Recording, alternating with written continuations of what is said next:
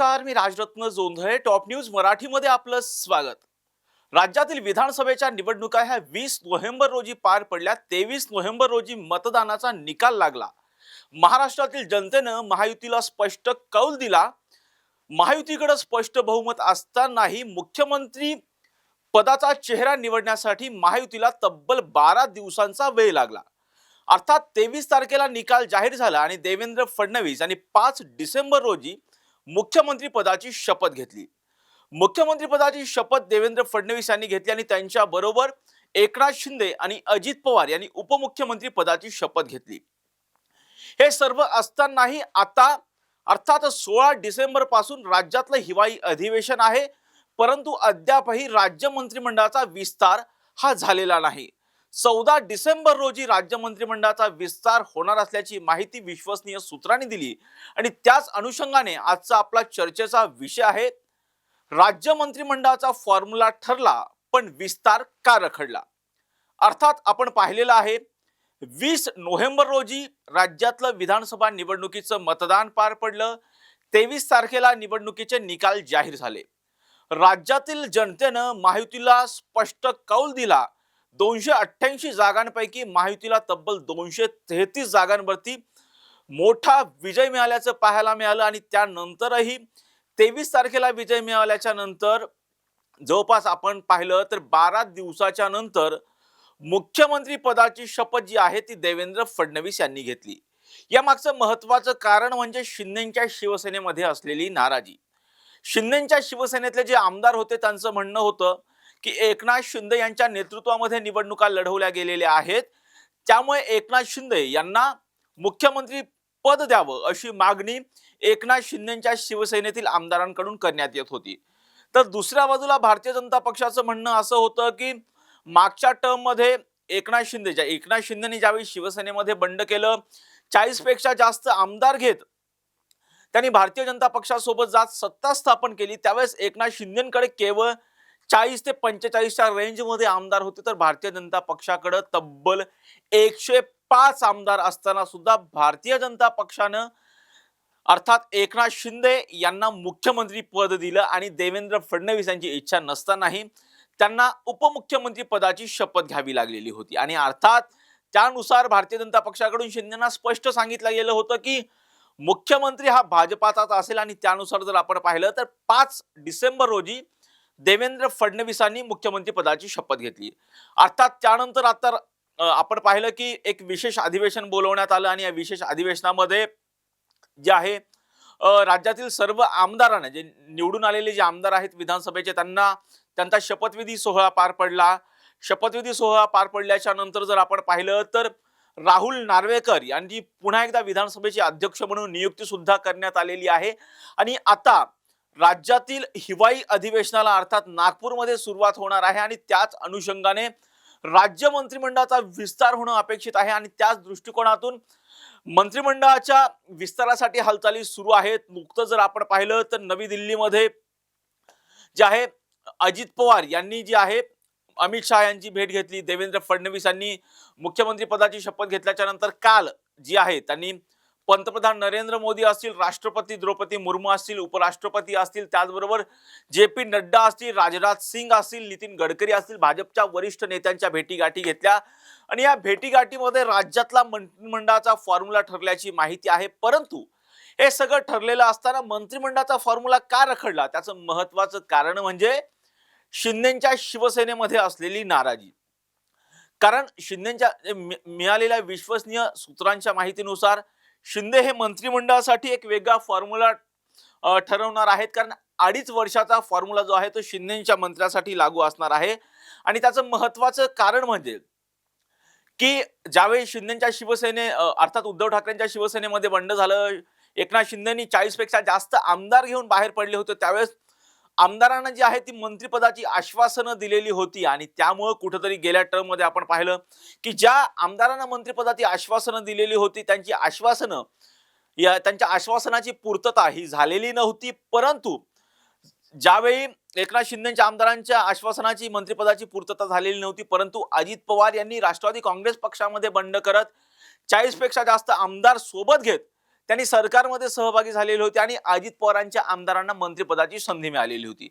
त्यामुळं कुठेतरी एकनाथ शिंदेचा जो हिस्सा होता मंत्रिमंडळाचा, तो हिस्सा कुठेतरी मागच्या सरकारमध्ये डिवाइड झाला आणि तो अजित पवार यांच्या राष्ट्रवादी काँग्रेस पक्षातील आमदारांना मिळालेला होता आणि त्यामुळे कुठेतरी एकंदरीत शिंदेच्या शिवसेनेमध्ये नाराजी होती. ही नाराजी दूर करण्यासाठी आता शिंदेनी नवीन फॉर्म्युला शोधून काढलाय, तो म्हणजे की अडीच वर्षाचा मंत्रिपदाचा फॉर्म्युला त्यांनी शोधून काढलाय. पहिल्या टर्म मध्ये जे मंत्री होतील ते फक्त 2.5 वर्षांसाठी होतील आणि सेकंड टर्म मध्ये जे उर्वरित जे आमदार आहेत त्यांना उर्वरित टर्म म्हणजे पुढच्या 2.5 वर्षामध्ये त्यांना ती संधी मिळणार आहे.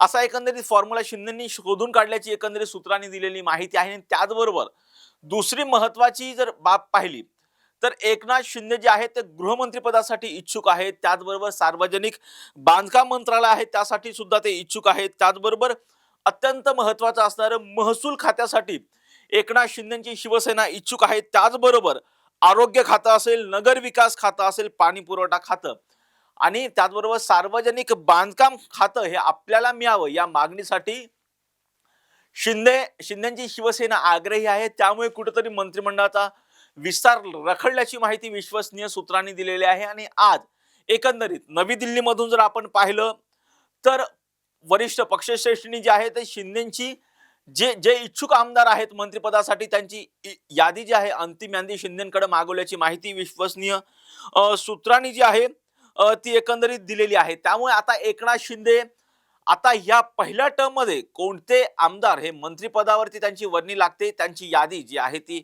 आज जी आहे ती पाठवू शकतात. कारण आज जर आपण पाहिलं तर 13 तारीख आहे आणि उद्या जो आहे आज सायंकाळपर्यंत मंत्रिपदाची अर्थात जे जण मंत्रिपदासाठी इच्छुक आहेत त्यांची जी नावं आहेत ती फायनल होऊ शकतात.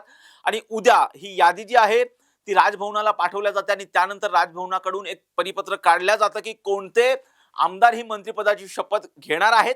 आणि त्याच अनुषंगाने म्हणजे उद्याच 14 तारखेला राजभवनामध्ये जे आहे मंत्र्यांचा शपथविधी सोहळा जो आहे तो पार पडू शकतो. आणि दुसरी महत्वाची बाब म्हणजे जर आता शिंदेच्या शिवसेनेमधून कोणाला मंत्रिपद दिली जाणार, एकंदरीत जर शिंदेच्या आमदारांना जर मंत्रिपद दिल्या जाईल, ज्या काही आमदारांना मंत्रिपद दिल्या जातील आणि ज्यांना मिळणार नाहीत त्या आमदारांची नाराजी शिंदेंना थोपवणं शक्य होणार आहे का हे सुद्धा पाहणं महत्वाचं ठरणार आहे. शिंदे या आमदार जे नाराज आमदार असणार आहेत त्यांची नाराजी कशी थोपवणार आहेत ते सुद्धा पाहणं महत्वाचं ठरणार आहे. कारण आपण पाहिलं तर शिंदेच्या शिवसेनेमध्ये जे निवडून आलेले अनेक आमदार असे आहेत त्यांची दुसरी ते तिसरी टर्म आहे त्यामुळे ते सुद्धा मंत्रिपदासाठी इच्छुक आहेत. त्यांची नाराजी शिंदे कशी थोपवणार हे सुद्धा आता पाहणं एकंदरीत महत्वाचं ठरणार आहे. आणि दुसरी एक महत्वाची बाब म्हणजे शिंदेच्या मागच्या टर्म मध्ये शिंदेच्या शिवसेनेमध्ये जे मंत्री होते त्यांचं जे रिपोर्ट कार्ड आहे ते रिपोर्ट कार्ड सुद्धा तयार करण्यात आलेलं आहे. आणि कोणत्या रिपोर्ट कार्ड मध्ये कोणत्या आमदारांची कोणत्या मंत्र्यांची कामगिरी ही समाधानकारक झालेली आहे त्यांना मंत्रिपदाची संधी मिळू शकते आणि ज्यांची कामगिरी असमाधानकारक आहे त्यांचा पत्ता जो आहे तो कट होऊ शकतो अशी चर्चा सुद्धा एकंदरीत सुरू असल्याची माहिती जी आहे ती विश्वसनीय सूत्रांनी दिलेली आहे. आता आपण पाहूयात की एकंदरीत या मंत्रिमंडळामध्ये कोणकोणत्या आमदारांना मंत्रिपदाची संधी मिळू शकते. तर त्यामध्ये जर आपण पाहिलं तर भारतीय जनता पक्षाकडून जर पाहिलं तर देवेंद्र फडणवीस अर्थात मुख्यमंत्री आहेत त्यांच्या मंत्रिमंडळामध्ये गिरीश महाजन यांची वर्णी लागू शकते. चंद्रकांत पाटील जे की कोथरूडचे आमदार आहेत त्यांची सुद्धा वर्णी लागण्याची शक्यता आहे. त्याचबरोबर माधुरी मिसाळ ज्या की पर्वती विधानसभेतून चौथ्यांदा आमदार म्हणून निवडून आलेले आहेत त्यांची सुद्धा राज्यमंत्री पदावरती वर्णी लागू शकते. चंद्रशेखर बावनकुळे जे की भाजपाचे प्रदेश अध्यक्ष आहेत त्यांची सुद्धा वर्णी लागण्याची शक्यता आहे. रवींद्र चव्हाणांची वर्णी लागण्याची शक्यता आहे. मंगल प्रभात लोढा अर्थात मंगल प्रभात लोढा यांची सुद्धा मंत्रिमंडळावरती वर्णी लागू शकते. पंकजा मुंडे ज्या की पंकजा मुंडेंच्या बाबतीमध्ये जर आपण पाहिलं तर पंकजा मुंडेंचा बीड लोकसभा निवडणुकीमध्ये पराभव झालेला होता तरी सुद्धा ज्यावेळेस महाराष्ट्रामध्ये ज्यावेळी आपण पाहिलं विशेषतः मराठवाड्यामध्ये मराठा आरक्षणावरून जे आंदोलन पेटलेलं होतं मनोज जरांगे पाटील यांनी मोठं आंदोलन केलं होतं त्याचा आंदोलनाचा कुठेतरी मोठा फटका हा भारतीय जनता पक्षाला बसलेला होता आणि त्यामुळे कुठेतरी पंकजा मुंडेंचा पराभव झालेला होता. परंतु पंकजा मुंडेंची विधान परिषदेतील वर्णी लावण्यात आलेली आहे आणि परत एकदा ओबीसी आता आगामी स्थानिक स्वराज्य संस्थाच्या निवडणुकीच्या दृष्टिकोनातून ओबीसी मतदारांना आपल्याकडे आकर्षित करण्यासाठी कुठेतरी भारतीय जनता पक्षाकडून पंकजा मुंडेंची मंत्रिमंडळामध्ये वर्णी लागू शकते. अर्थात मुंबई महापालिकेच्या निवडणुका आहेत आणि त्या अनुषंगाने आशिष शेलार जे की मुंबई भाजपाचे अध्यक्ष आहेत त्यांची सुद्धा मंत्रिमंडळामध्ये वर्णी लागू शकते. सातारा शहरामधून जे तिसऱ्यांदा निवडून आलेले शिवेंद्रराजे भोसले यांची सुद्धा मंत्रिमंडळामध्ये वर्णी लागू शकते. नितेश राणे कणकवलीमधून आमदार म्हणून निवडून आलेले आहेत त्यांची सुद्धा भाजपाकडून मंत्रिमंडळामध्ये वर्णी लागू शकते. अतुल सावे हे मंत्री होऊ शकतात. त्याचबरोबर देवयानी फरांदे, राधाकृष्ण विखे पाटील, गणेश नाईक, जयकुमार रावल आणि राहुल कुल यांची सुद्धा मंत्रिमंडळामध्ये वर्णी लागू शकते. आता पाहूयात शिंदेच्या मंत्रिमंडळामधून कोणाची वर्णी लागू शकते. अर्थात शिंदेच्या मंत्रिमंडळामधून उदय सामंत यांची वर्णी लागू शकते. भरत गोगावले जे की श्रीवर्धन मधून जर आपण पाहिलं तर ते अर्थात निवडून आलेले आहेत त्यांची सुद्धा वर्णी लागू शकते. त्याचबरोबर दीपक केसरकर यांच्या बाबतीमध्ये आपल्याला प्रेक्षकांना सांगतो की दीपक केसरकर यांच्या बाबतीमध्ये कुठेतरी नाराजी आहे. त्यांची मंत्रिपदाची कारकिर्दीला कुठेतरी एकंदरीत वरिष्ठ जे आहेत त्यांच्या कामगिरीवरती समाधानकारक नाही आहेत. त्यामुळे कुठेतरी दीपक केसरकर यांचा पत्ता कट होण्याची शक्यता आहे. शंभूराज देसाई यांची वर्णी लागू शकते. गुलाबराव पाटील यांची वर्णी लागू शकते. तानाजी सावंत यांची सुद्धा वर्णी लागू शकते. मागच्या मंत्रिमंडळामध्ये जर आपण पाहिलं तर तानाजी सावंत आरोग्य खातं त्यांच्याकडे होतं त्यांची वर्णी लागू शकते. त्याचबरोबर आशिष जयस्वालांची वर्णी लागू शकते. नीलम गोरे ज्या की विधान परिषदेच्या उपसभापती आहेत त्यांची सुद्धा मंत्रिमंडळामध्ये वर्णी लागू शकते. त्याचबरोबर अमोल खताळांनी जर आपण पाहिलं असेल तर बाळासाहेब थोरातांचा जे की 7व्या आमदार म्हणून संगमनेर म्हणून निवडून आलेले होते त्यांचा जो आहे तो अमोल खताळ यांनी पराभव केलेला होता. त्यामुळे कुठेतरी राज्यमंत्रिमंडळावरती अर्थात राज्यमंत्रीपद जे आहे अमोल खताळ यांना मिळू शकतं. त्याचबरोबर विजय बापू शिवतारे यांची सुद्धा मंत्रिमंडळामध्ये वर्णी लागण्याची शक्यता आहे. तर राष्ट्रवादी काँग्रेस पक्षाकडून अर्थात अजित पवार यांच्या राष्ट्रवादी काँग्रेस पक्षाकडून छगन भुजबळ असतील यांची वर्णी लागू शकते. धनंजय मुंडेंची वर्णी लागू शकते. आदिती तटकरेंची वर्णी लागू शकते. कारण आदिती तटकरेंच्या बाबतीमध्ये जर पाहिलं तर राज्यातील पहिला निकाल जो आहे तो आदिती तटकरेंचा लागला होता आणि यामध्ये आदिती तटकरे या विजयी झालेल्या होत्या. आणि लाडकी बहीण योजना ही आदिती तटकरे महिला बाल विकास मंत्री असताना ही लाडकी बहीण योजना लागू करण्यात आलेली होती आणि लोकसभा निवडणुकीमध्ये महायुतीचा मोठा महाराष्ट्रात पराभव झाला. परंतु लाडकी बहीण योजनेमुळे मोठं यश जे आहे लाडकी बहिणींनी जे आहे महायुतीच्या पदरात पाडल्याचं पाहायला मिळालं आणि जवळपास 233 जागा या महायुतीला मिळालेल्या होत्या आणि ज्या मंत्री असताना ही लाडकी बहीण योजना लागू झालेली होती अर्थात त्या आदिती तटकरे यांची पुन्हा एकदा मंत्रिमंडळामध्ये वर्णी लागू शकते. परत आपण पाहिलं तर हसन मुश्रीफ जे की कागलमधून आमदार म्हणून निवडून आलेले आहे. समरजित घाटगे अर्थात राष्ट्रवादी काँग्रेस शरद पवार गटाचे समरजित घाटगे यांचा हसन मुश्रीफ यांनी पराभव केलेला होता त्यांची सुद्धा वर्णी लागू शकते. अनिल पाटील हे सुद्धा मंत्रिमंडळामध्ये असू शकतात. धर्मराव बाबा आत्राम असतील, नरहरी झिरवळ असतील आणि अर्थात महत्वाचे नाव म्हणजे सुनील शेळके जे की मावळमधून आमदार म्हणून निवडून आलेले आहेत. त्यांनी बापू भेगडे यांचा तब्बल 1 लाखांपेक्षा जास्तच्या मताधिक्याने पराभव केलेला होता. सुनील शेळके विरुद्ध सर्व अशी लढत झालेली होती तरी सुद्धा सुनील शेळके जे आहेत मोठ्या मताधिक्याने निवडून आलेले होते आणि त्याचं बक्षीस म्हणून कुठेतरी अजित पवार त्यांची मंत्रिमंडळामध्ये वर्णी लागू शकतात. खरं तर आपण पाहिलं की आता राज्य मंत्रिमंडळामध्ये कोणाची वर्णी लागू शकते ते आपण पाहिलं. अर्थात भारतीय जनता पक्षाकडून कोणाची वर्णी लागू शकते, शिंदेच्या शिवसेनेकडून कोणाची वर्णी लागू शकते आणि त्याचबरोबर अजित पवारांच्या राष्ट्रवादी काँग्रेस पक्षाकडून कोणाची वर्णी लागू शकते हे आपण पाहिलेलं आहे. परंतु आता जर आपण पाहिलं तर शिंदेमुळे कुठेतरी राज्यातील मंत्रिमंडळाचा विस्तार रखडलाय का अशी चर्चा सुद्धा सुरू झालेली आहे. आज सायंकाळपर्यंत जी आहे ती शिंदेच्या शिवसेनेमधून कोण मंत्रिपदासाठी इच्छुक आहेत त्यांची यादी जी आहे ती फायनल होण्याची शक्यता आहे आणि यादी जी आहे ती दिल्लीमध्ये सुद्धा पाठवली जाईल आणि दिल्लीमध्ये फायनल झाल्याच्या नंतर ही यादी जी आहे राजभवनावरती पाठवली जाईल आणि उद्या जो आहे तो राज्य मंत्रिमंडळाचा विस्तार होण्याची दाट शक्यता आहे आणि 16 तारखेपासून अर्थात 16 डिसेंबर पासून राज्याचं हिवाळी अधिवेशन पार पडणार आहे. या घटनेचे प्रत्येक अपडेट्स आम्ही तुमच्यापर्यंत पोहोचवणारच आहोत. यासाठीच पाहत राहा टॉप न्यूज मराठी. आपला महाराष्ट्र, आपली बातमी. टूर्स अँड ट्रॅव्हल्स विश्वातील एक विश्वसनीय नाव मँगो हॉलिडेज घेऊन आले आहेत धम्माल फॉरेन टूर्स खास तुमच्यासाठी.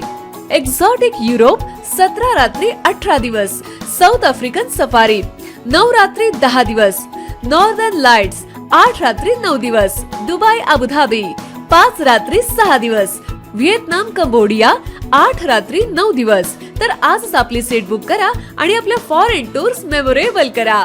मँगो हॉलिडेज म्हणजेच अविस्मरणीय सहलीचा अनुभव. मँगो हॉलिडेज, 4था मजला, स्वोजिस कॅपिटल अतिथी रेस्टॉरंटच्या वर, लॉ कॉलेज रस्ता, पुणे 4. संपर्क पुणे 83 839 505 किंवा 80 80 81 74 54. मुंबई 83 839 503 किंवा 96 53 18 74 78.